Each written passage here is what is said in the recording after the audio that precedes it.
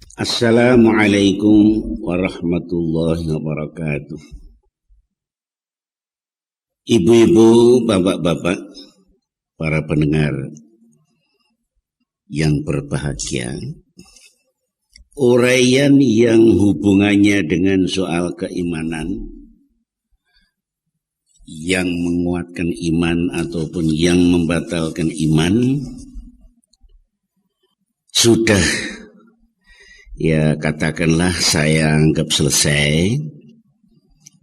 Untuk sekarang ini atas katakanlah saran daripada beberapa di antara para pendengar, mulai sekarang ini saya akan menyampaikan hal-hal hubungannya dengan cara-cara salat Rasulullah Sallallahu Alaihi Wasallam yang dengan harapan mudah-mudahan salat kita ini bisa kita sesuaikan, sebab memang sebagaimana yang kita sudah sama-sama ketahui, kita sebagai umat Islam sudah sering mendengarkan apa yang disabdakan oleh Rasulullah Sallallahu Alaihi Wasallam, umpamanya sabda Rasulullah yang menyatakan, awwalu ma yuhasabu bihil abdu yaumal qiyamah as-shalah. Pertama kali besok kita diperiksa oleh Allah, dihisab amal-amal kita itu, yaitu salat. Sampai-sampai oleh Rasulullah dinyatakan, kalau salat itu baik, maka insya Allah amal-amal baik yang lain pun gampang itu. Tapi sebaliknya kalau salat kita itu berantakan, rusak, juga akan membawa pengaruh berantakannya amal-amal yang lain. Ada pula sabda Rasulullah yang menyatakan, as-salatu imaduddin, salat itu tiang agama. Faman aqoma faqad aqomadin, siapa yang mendirikan salat berarti mendirikan agama. Sebaliknya, faman tarokaha faqad hadamaddin, siapa yang meninggalkan salat berarti menghancurkan ataupun merusakkan agama. Oleh karena itu, maka saya ingin mencoba dengan kemampuan saya untuk menyampaikan katakanlah cara-cara salat menurut tuntunan yang dituntunkan oleh Rasulullah Sallallahu Alaihi Wasallam. Untuk ini, ibu-ibu, bapak-bapak, saya mengambil dari kitab-kitab umpamanya Kaifiyatu Salati Rasulillah Sallallahu Alaihi Wasallam yang diuraikan oleh Syekh Muhammad Sabik. Bagaimana cara-cara salat Rasulullah Sallallahu Alaihi Wasallam. Ada pula yang saya ambil daripada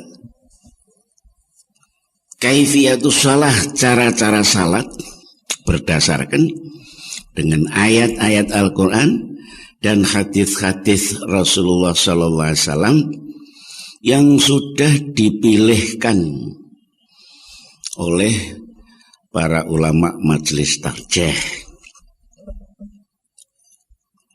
Itu juga nanti mungkin menjadi bahan yang saya mengambilnya, bagaimana cara Rasulullah Sallallahu Alaihi Wasallam berdasarkan dengan hadis-hadis diambilkan yang sahih menurut apa yang umpamanya selama ini saya ketahui. Di samping itu juga Dulu ada teman saya dari Medan, dari Aceh, yang namanya Tengku Abdul Latif Rusdi. Itu juga membuat suatu susunan buku yang menjelaskan tentang, katakanlah, roh salat dan hikmahnya. Itu nanti juga mungkin saya juga mengambil sebagian daripada apa yang sudah disusun oleh Tengku Abdul Latif Rusdi. Jadi ya, untuk katakanlah memanjangkan al-jariyah beliau ya. Jadi beliau sudah menyusun, tinggal, dan menurut apa yang saya ketahui, alhamdulillah susunan beliau itu juga begitu teliti. Ya, mungkin nanti ada yang berbeda itu ya mungkin. Nah, tapi itu juga nanti bisa kita jadikan salah satu pedoman begitulah.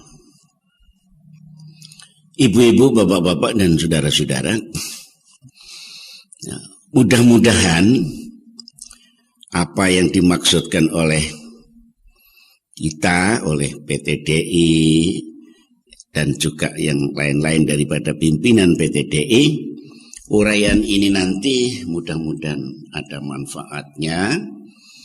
Meskipun demikian ya, tidak berarti bahwa apa yang saya sampaikan itu sudah itulah yang terbenar mamanya, itu tentu tidak.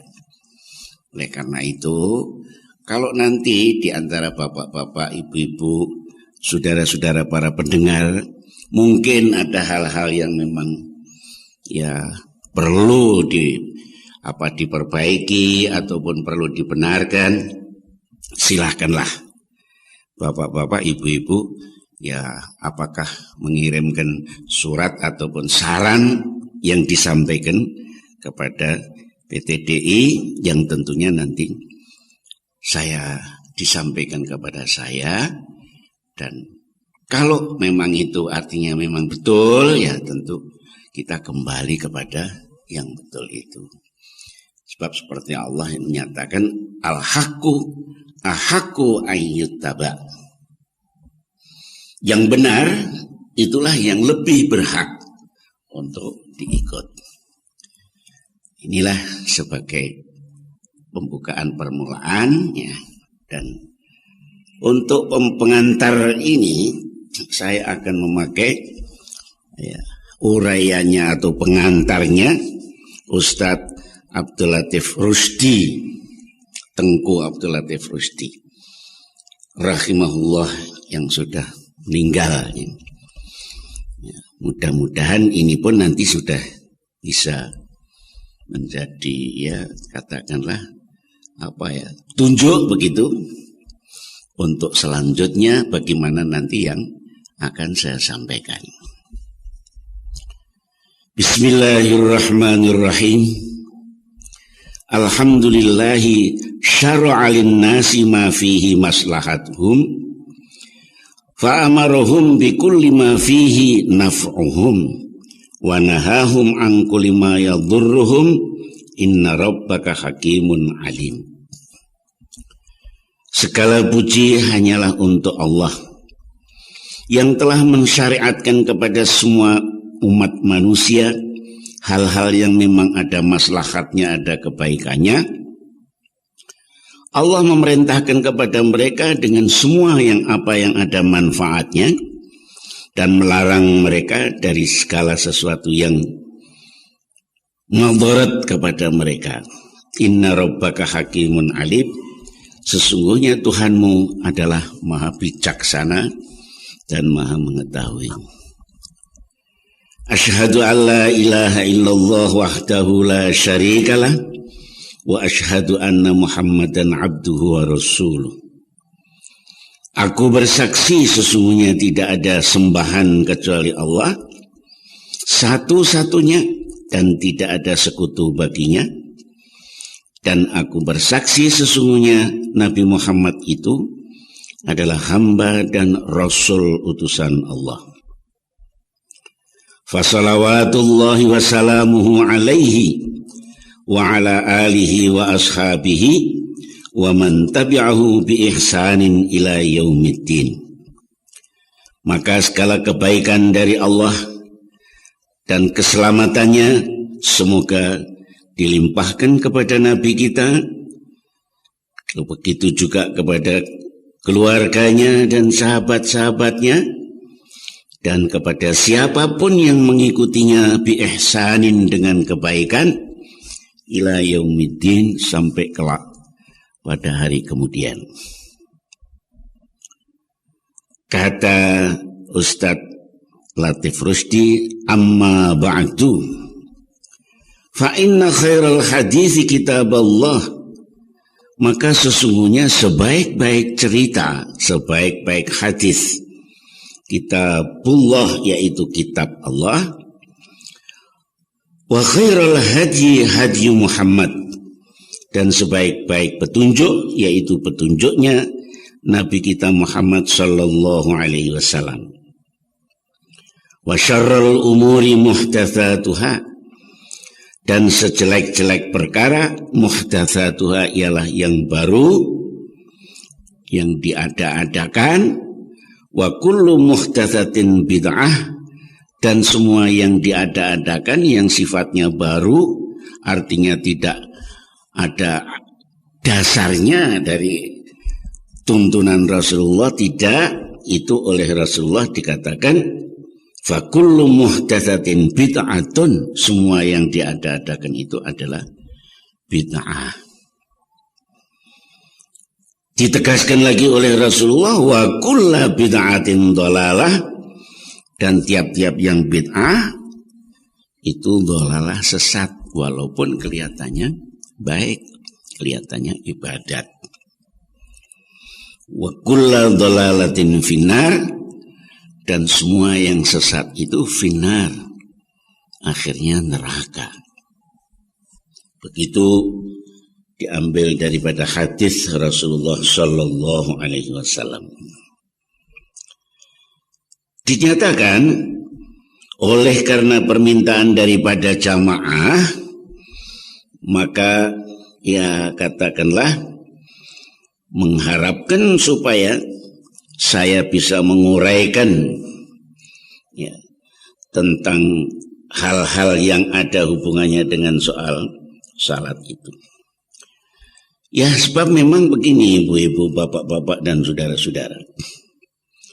Ibadat artinya mendekatkan diri kepada Allah, itu merupakan masalah yang pokok, yang sangat penting di dalam agama Islam. Di samping akidah tauhid yang mantap, soal tauhid beberapa hari yang lalu sudah saya aturkan. Makhluk jin dan manusia sengaja diciptakan oleh Allah subhanahu wa ta'ala adalah dengan tugas kewajiban supaya senantiasa beribadat kepada Allah subhanahu wa ta'ala. Seperti firman Allah di dalam surat Al-Zariyat ayat 56,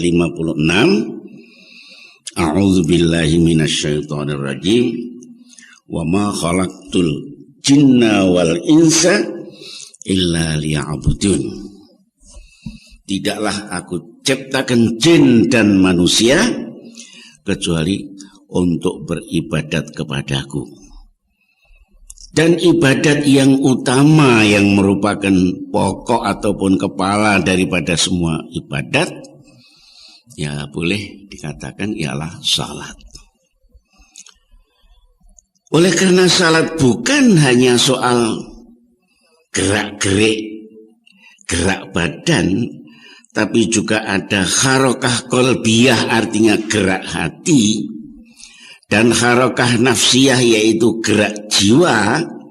Oleh karena itu, maka kita susun uraian ini secara sederhana untuk menyampaikan ya katakanlah tuntunan seperlunya, agar kiranya salat dapat didirikan dengan cara yang tepat sesuai dengan tuntunan dan petunjuk yang dicontohkan oleh Rasulullah Shallallahu Alaihi Wasallam. Adapun ya katakanlah jiwa ataupun roh salat dan hikmahnya dapat memusatkan dengan khusyuk pikiran, perasaan dan kemauan, disatukan dengan jiwa dan raga, dihadapkan semata-mata untuk mengingat Allah Subhanahu wa Ta'ala. Dan mudah-mudahan dengan cara yang begitu kita lalu bisa memperoleh hikmahnya yang dapat mencegah dari perbuatan yang keji dan yang mungkar, yang dapat menumbuhkan cara berpikir, berperasaan, berkemauan, dan perilaku yang baik untuk bisa mencintai kebaikan dan membela kebaikan, kebenaran, dan keadilan dimanapun kita berada. Jadi seperti apa yang disabdakan oleh Allah, inna sholata tanha anil fahsya'i wal munkar, sesungguhnya salat itu bisa mencegah, bisa menjauhkan daripada kejahatan dan kemungkaran. Nah, oleh karena itu ibu-ibu, bapak-bapak dan para pendengar yang berbahagia, maka sebagaimana yang tadi saya katakan, katakanlah mulai hari ini, entah nanti sampai berapa kali, kita ingin menyampaikan ya hal-hal yang berhubungan dengan kaifiyatus shalah.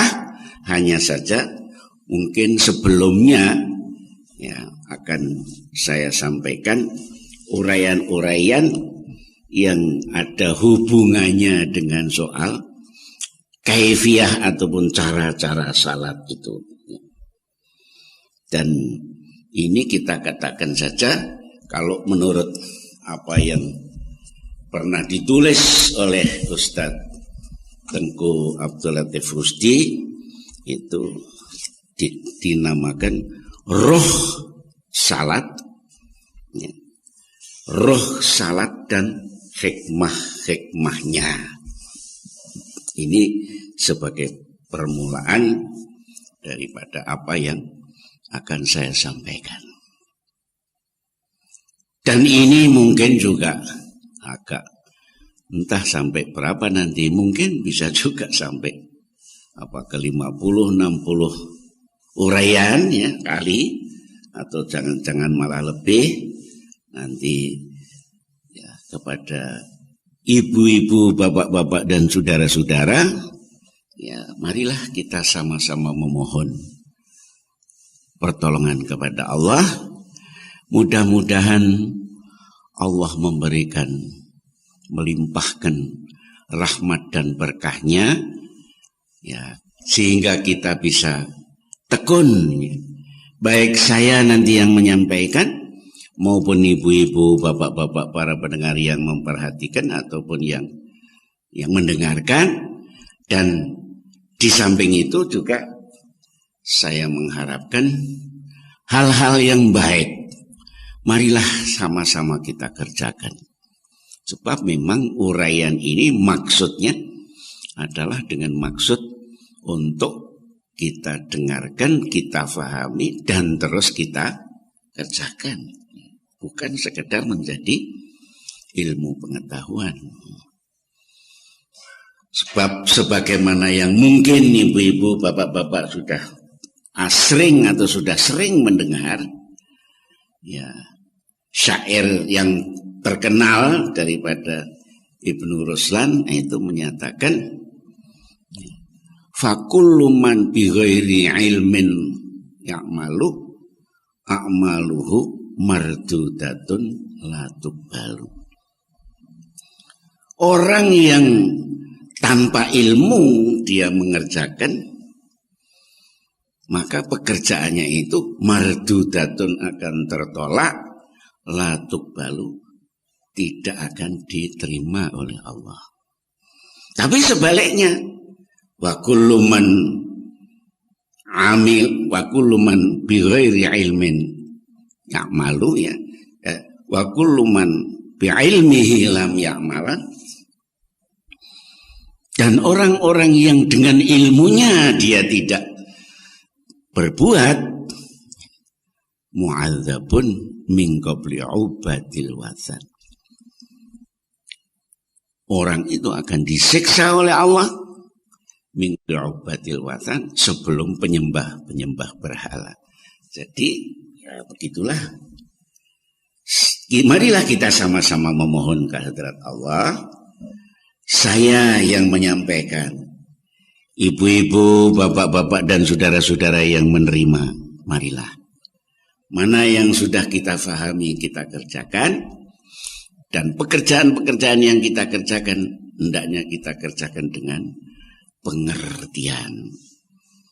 Dengan pengertian. Jadi bukan sekedar berbuat asal berbuat, tapi marilah kita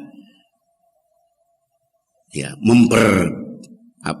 memperhatikan uraian-uraian itu untuk kita ketahui, dan nanti kalau sudah kita ketahui, kita amalkan, kita kerjakan dengan sebaik-baiknya. Sebab memang Allah di dalam surat Isra menyatakan, wala takfu ma laisa laka bihi ilm innas sam'a wal basara wal fuad kullu ulaika kana anhu mas'ula. Engkau jangan berbuat hal-hal yang engkau tidak tahu, sebab sesungguhnya ya hati, pendengaran dan penglihatan, innas sam'a wal basara wal fuad, pendengaran, wal basara dan penglihatan, wal fuad dan hati, semuanya itu kul kana anhu mas'ula, semuanya itu besok akan ditanya oleh Allah. Demikian ibu-ibu, bapak-bapak dan saudara-saudara, untuk sementara sebagai, katakanlah sebagai pembukaan, dan insya Allah besok sore masih akan kita teruskan. Demikian, lebih dan kurang semua maaf. Wassalamualaikum warahmatullahi wabarakatuh.